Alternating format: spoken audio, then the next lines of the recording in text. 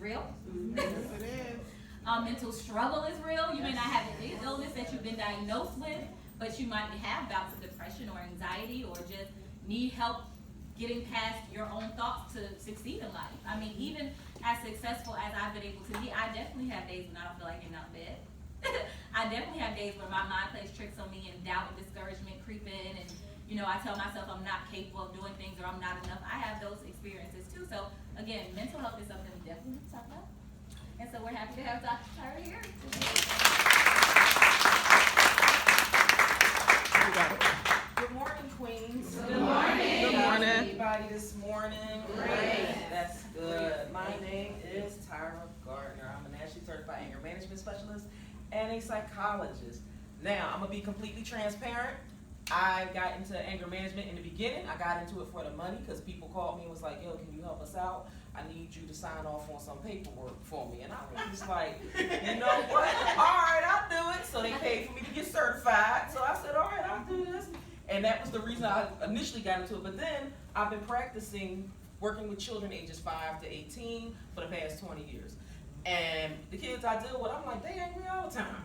I'm like, I've been doing this all along and didn't even realize it. And I'm like, it take me almost 20 years to realize this. I said, well, all right, cool, I'll do this. But then I realized another thing. I'm angry as hell. I'm like, I do things that I turn apart than the next person. I mean, I almost got locked up at the casino.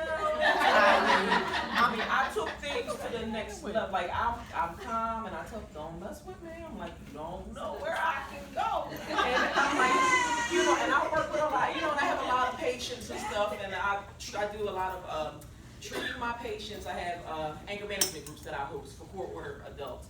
And I was so pleased when Andromeda called me and said, you want to do this? And I said, oh yeah, definitely. Because believe it or not, my #1 customer this year for anger management groups, was women. Wow. I had a room full. I started out with a room full of 25 men in Philadelphia. Looked up this past year, I had a room of 20 women. Court ordered to see me because they turned out in courtrooms, grocery stores, on national television, fighting folks. So it was just like, wow. I'm like, I guess a lot of us women are angry. We hold stuff in, and we're not letting nothing out. We got anger, stress. We got so much on our plate, and half the things that's going on, we don't even realize. Because we go and we let things build up on us. We taking care of our families. We're taking care of other people's families. We're worrying about our work. We're worrying about this one, that one, and then not to mention all of the people in our lives that's bringing all of their burdens and issues on us. And then we look up and we're dealing with their problems. And so my thing is, if somebody comes to you, bringing you their burdens, let them go. Yeah. You know what I mean? Tell them, look, I can't do you today. At this point, you got to make a choice in your life on how you want to handle things, because you can't handle everybody's burdens. And people. Because I'm getting old. What you say? I thought it was because I was getting older. Exactly. I thought it was because I was getting older. I can't handle your stuff. I got my own stuff to worry about. Exactly, and that's the thing. And the people will continue to bring all of this stuff to you, and you sit there and you're like, wow. It was like when I was in college, I realized something. It took me 20 years to realize something that my mother told me. I was in college, and I was freshman year at Morris Brown College in Atlanta, and I was stressing out. And I was like, my friend had called me, oh, da, da, da, da, da. And so my mom called me, and my mom said, how you doing? I said, oh, I'm fine, but so-and-so called me, and da, da, da. She said, again, how you doing? I said, I'm doing fine, but she's like, what the hell I care about her problem for? She said, you stop taking on other people's burdens. You're letting other people's burdens burden your life, and that's going to stress you out. Let it go. Move on to the next. And I'm like, okay. I'm like, at that time, at 17 in college, your parents say that to you, the first thing you look, she's mean. I'm like, she's cruel. She wasn't cruel. She was reality. She was reality, and it took me 20 years to realize it. 20 years later, I was like, wow. I said, my mom is telling the truth all these years, and I thought she was the cruelest person on this earth for telling me to let my friends' issues go. But that's what we do. We have to let people go in order for us to move forward. So what I'm talking to all of y'all today about is maintaining control of our anger and stress. Maintaining control of our anger and our stress. So I'm not going to keep everybody long because I know it's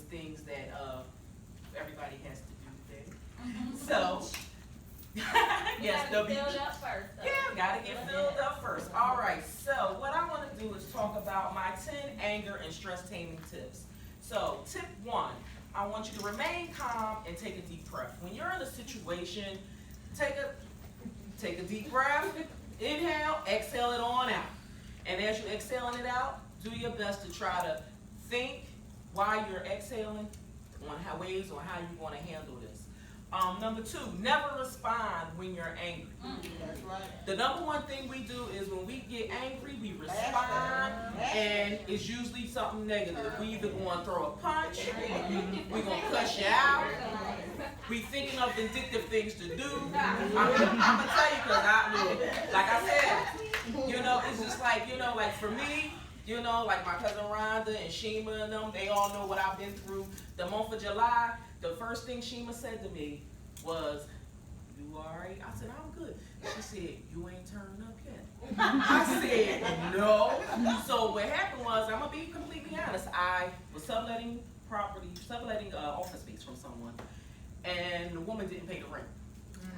Well, we didn't know about it, so she sent us this email. She didn't even have the common courtesy to call us and talk to us directly.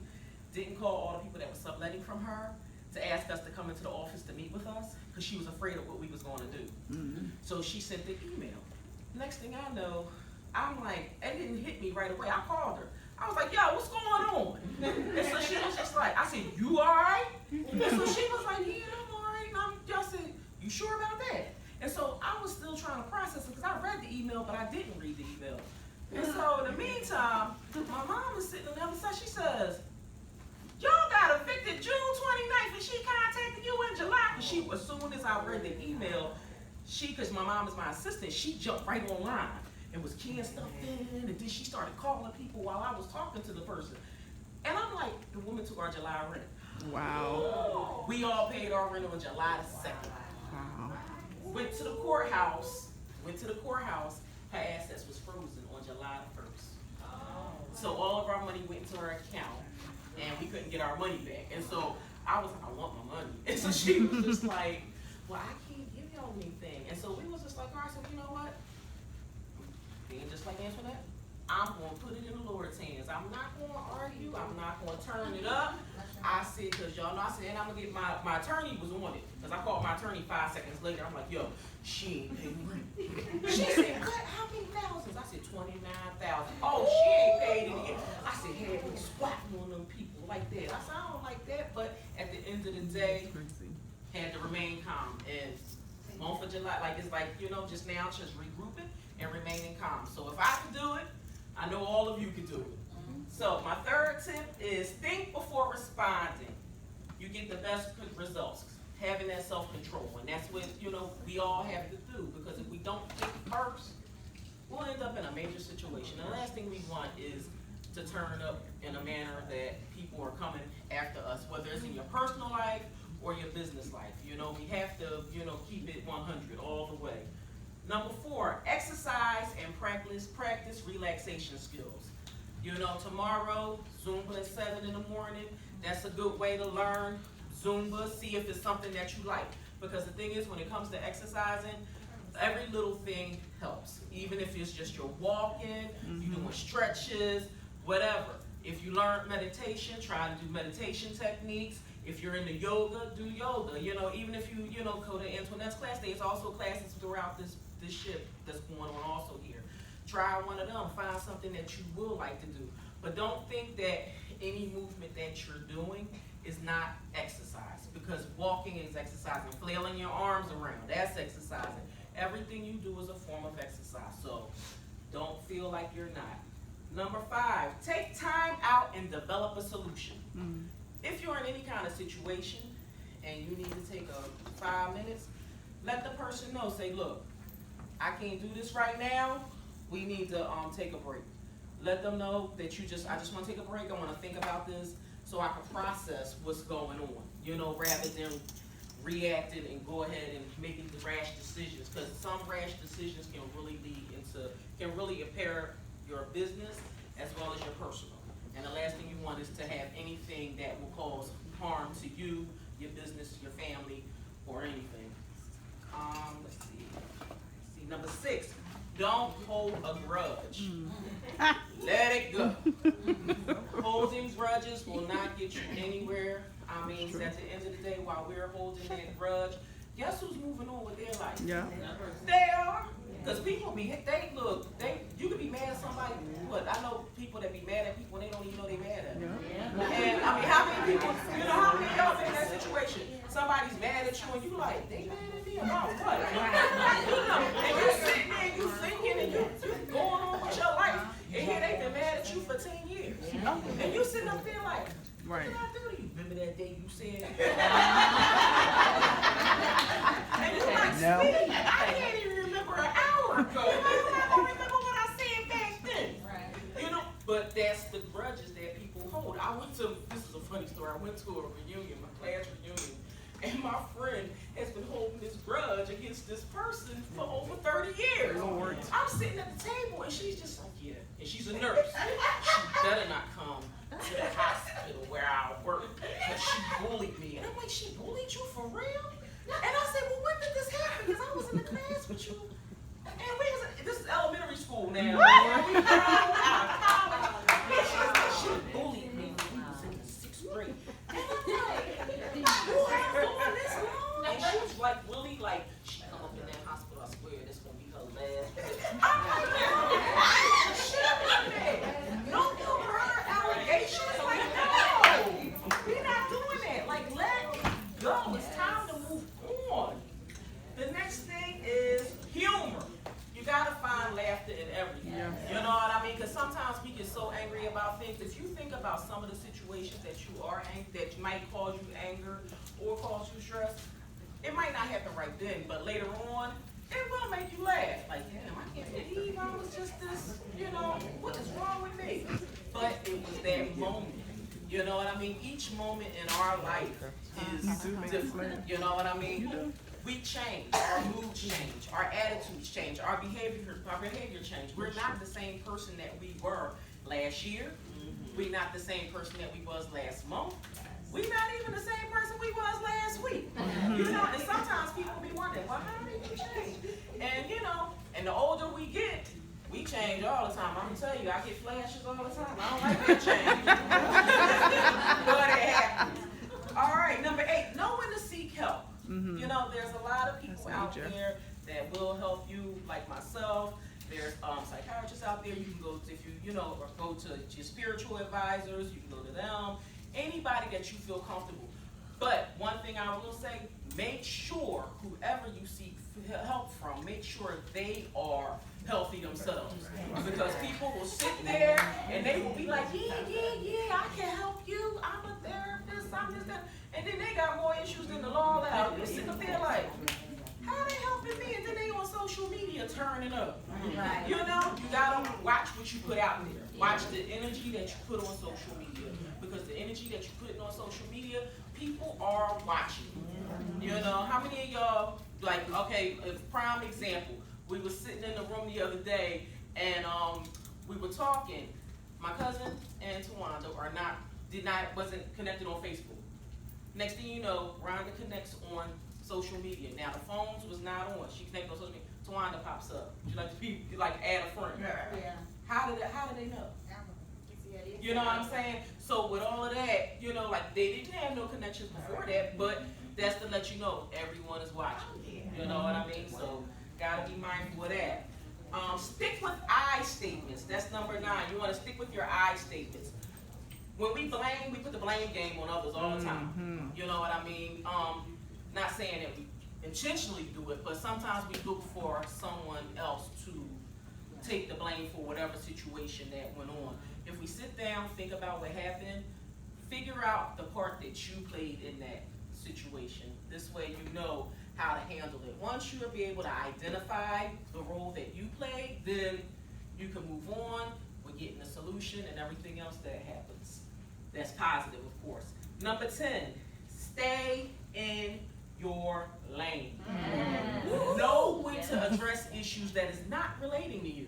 You know what I mean? Because we all, you know, sometimes we try to help people out. We can't help people out. You know, sometimes us being a help can be a hindrance. You know what I mean? So we have to be mindful of the things that we're, helping, the issues that we're helping people out with, because, being a relationship therapist, people, you tell them what you want, what you think is right, they go and do the opposite, and it's just like, well, what did I talk to them for? You know what I mean? And all of us have been a friend to somebody, correct? Mm-hmm. Where we have friends and family contact us and want to tell us their relationship problems, and I think every woman in this room has sat there and listened to somebody's issues and gave them advice and then they ain't take it. And you like, what the hell you called me for? You no more asking me about what should I do when you knew what you was going to do anyway. So at the end of the day, just basically know to stay in your lane when it comes to that. Now, the number one problem that comes up with anger and stress that I find is that magic word called no. No causes a lot of problems. You know what I mean? And it's just like when you look at the problems that no cause, it's ridiculous. So with dealing with the word no, make yourself clear. Make sure with anything coming along, make yourself clear. Be able to accept the word no. If someone tells you no, that they don't want to do business with you, or no, you can't go this place, look at that no as next opportunity. Okay? That's not a no, that's just no, I ain't dealing with you. Something better's coming along. And know that something better will be happening. Know what it is, know that it is all right to say no. Because we have a problem that we don't like to say no to people, because somebody will badger you and badger you and badger you until they get a maybe. And then that maybe eventually be like, well, all right, I'll do it. If you don't want to do it, honestly, just say no flat out. From giving a ride to somebody somewhere to, let me see, you don't want to do any kind of business transaction with them. What you say? Watching their kids. Yes, watching their kids. Okay, I know. I mean, you have to be, you have to be honest, open and honest with yourself, because sometimes when we don't say no, things happen. And the last thing you want is for something to happen, and it's like, dang, if I would have just said no, I would not be in this situation that I'm in now. I can't even go to tell you the number of people that I've seen that have died from not saying no, who have been incarcerated for not saying no, and the things like that. So if no is something that you have to do, you just start practicing. Don't do nothing that you really, truly, in your heart desire does not want to do. Don't rush to make a decision. Process your thoughts. Sometimes we make rash decisions, we make rash purchases in the stores and stuff. If you truly know that you don't want to, if you got to think about it longer than 10 minutes, then guess what? Keep it moving, because 9 times out of 10 you're going to find something better. Also, no response also represents a no. So when you sit there and somebody talking to you, and you sit there and you looking like this, and they wait for yes or no, and you just, that's no too. They just don't want to answer you because they don't know how to, because a lot of people have that fear of what you will do to them for saying no. And that's a big thing, So just don't be afraid to say no, ladies. Any questions so far? No. All right, so trick question. All right, I passed out to all of you. Some of you may have it, some of you might not. A stress survivor kit. I put some stuff in it. Some of the stuff is left out because we was on the plane and I ain't need them stopping you. Okay. All right, need them stopping me on my way through. So what the stress survivor kit is inside the kit should be a fruit chew. The fruit chew is to remind you to choose to stay calm when things get tense. There's a playing card in here also to help you deal with challenges. Laffy Taffy, to remind you that laughter is an instant stress reliever. A safety pin to help you build everything together. A peppermint patty or a mint so you remember to keep your cool. And you use your watch to aid you in using your time wisely. Your time is most important. You know what I mean? You don't want to waste your time on things that are not important. So, you got that right, your time or your money, because that's the wasted time and wasted money cause a lot of problems in life, and that's the last thing we want, is to have those kind of problems. The last thing I want to leave y'all with is the personal bill of rights. Okay, the personal bill of rights this is a little card that I created that talks about the rights that we all should have that we sometimes forget that we do have. And so my personal bill of rights is number 1, we have the right to be treated with respect. Amen. Number 2, we have the right to have and express your own feelings and opinions. Number 3, you have the right to be listened to and taken seriously. Number 4, you have the right to set your own priorities. You are number 1, ladies. Make sure you know that and keep your priorities number 1. Okay, you have the right to say no without feeling guilty. Don't feel like you have to feel guilty about saying no, because you don't. Number 6, you have the right to ask for what you want. Number 7, you have the right to get what you pay for. Yeah, that's a double-edged sword right there, though. Yeah, what you say? That's a double-edged sword right there. Yeah. Oh, yeah. Number 8, you have the right to ask for information from professionals. Number 9, you have the right to make mistakes. We don't have to be perfect for everything. You know what I mean? We do our best to try to be perfect, but you don't have to be perfect for everything. You have the right to make mistakes. Make the mistake, learn from it, move on. Don't dwell on it. Okay? Because once you start dwelling on those mistakes, that's what causes depression. And the last thing you want is that. Number 10, you have the right to choose not to assert yourself. If you don't feel like being assertive, you don't have to. That's your choice. You know, do it when it's most beneficial for you, not for others. You know, because we spend a lot of our lives creating ourselves to be one way, and we want to please our family, we want to please our friends, we want to please our job. We can't please everybody. We got to start within, and we have to please ourselves first. You know, when you think about everything you have going on, especially if you work, you spend about 60 hours at your job. Okay, that's including breaks, lunch, and everything else per week. Okay, the amount of hours that you spend at home with your family is less than what, 20 or 30 hours per week that you spend with your family. So you have to be mindful of all of that as well. You know, don't bring your issues, your problems home to your family and take it out on them. They didn't ask for it. You know, when you have issues within your business or at work, you know, I do ventilation services where I have people contact me. You can call me, talk to me about whatever's going on. I help you to basically discover what we're going to do to help you get through whatever, so that you don't take it out on your relatives and things like that. Because sometimes we need an outlet, you know. And the thing is, if we don't have that outlet, we end up with a lot of issues and a lot of problems. So, any other questions, ladies? No. I hope I wasn't too fast. No. I was trying to, you know.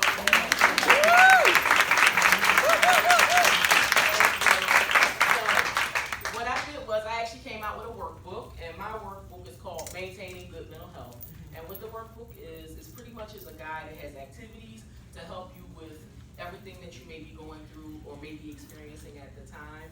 So I do have them for sale today, and I also have an ebook. The same was in an ebook version as well. If anybody wanted that as well, I can send that to you, you know, today or whatever. And I have bags and other things. And if you have any questions or if you want to sign up to receive ventilation services or whatever, we can talk about that as well. Because I will be hosting like basically during the Facebook groups, I'll be doing groups things, letting everybody know what's going on, as well as individual. You know, the thing is, we like to keep ourselves as private as possible when it comes to some of the issues that we are experiencing. Yes. Are you on social media? Yes. I'm on Instagram as Anger Dr. Tyra. I'm on Instagram and Twitter as Anger Dr. Tyra. I'm on Facebook as Tyra Gardner. And my website is tyrasgardner.com. I know if we don't have service, I will give y'all my technical number, but Yes. Oh, okay, yep, it's on the bottom of the cards also. All right, ladies, thank you so much. Thank you. Woo-hoo. That was good. Can we give an A?